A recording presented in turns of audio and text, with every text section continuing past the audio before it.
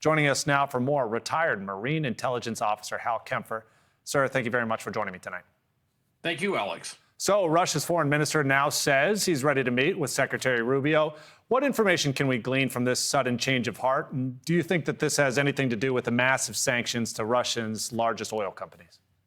Well, Alex, I think it has a lot to do with the sanctions. The Russians are facing a lot of problems right now. There's a lot of internal issues in Moscow, which is putting tremendous pressure on Putin. On the other hand, I kind of look at this, as you noted, Foreign Minister Lavrov had been noticeably absent at a key meeting with Putin that was televised, and there's been a lot of speculation that maybe he was being kind of pushed aside or something like that. So I'm kind of wondering if maybe this isn't something that he is doing to elevate his status. Part of it is the invitation comes without any serious concessions. He's still pushing those maximalist demands on Ukraine. So it's not clear that anything has really changed other than the fact there's an invitation out there. You pointed out to me in some notes that this might be a greater indication of Putin's strengths or perhaps his weaknesses. What did you mean by that? Well, Putin's strengths, he thinks he's winning the war, all right? And they're closing in on potentially taking Pokrovsk, that city they've been fighting over at horrendous losses, but they might actually take that city. So in that regard, that Putin may feel he's in a strong position now because the perception is that he's winning the war, albeit he's not really winning the war. The weakness, though, is that there's a lot of frustration with Putin and the war effort in Moscow. These sanctions, along with other things, have been happening, like the deep strikes of the Ukrainians against oil facilities, are really bringing the war home to Russians in a way that hasn't been seen before. And so he's very concerned about his political longevity, if you will, if things keep going this way.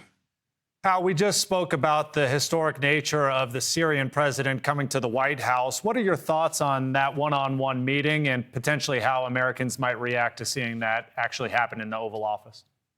Well, I have to say, it's strange. I mean, this is a former al-Qaeda operative who is now the president of Syria. Of course, he's already met with President Trump once, that famous meeting in Saudi Arabia. And we've dropped a number of sanctions. Of course, we dropped his status as a designated terrorist. So there is a bit of irony, and I think it's been noted over and over again. On the other hand, here he is, a former al-Qaeda member. He's attacking ISIS, which, as you know, historically actually came from the al-Qaeda base, and so he's doing that. He's doing a lot of things, which is, there is a saying in the Middle East: "The enemy of my enemy is my friend," and he is the enemy of a lot of our enemies, which is the Shiite extremists, ISIS, and others. So we seem to be basically building some sort of relationship with him. There's even talk that the U.S.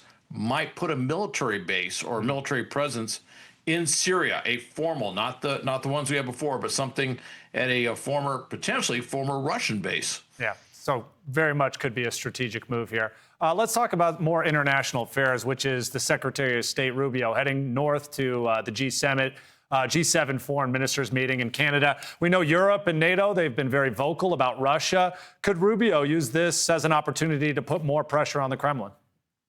I think he might. I think with this invitation, he might use that, get with his G7 counterparts. Ukraine is part of the discussion. They're going to be looking at, certainly with all the European members there, they're looking very much at this hybrid warfare assault, if you will, orchestrated by the Russians, where they've been flying drones over major airports, causing major disruption throughout Europe. He might use this as a way to, as a kind of a counter proposal or a counterweight, if you will, to put more pressure on Russia. So I see that.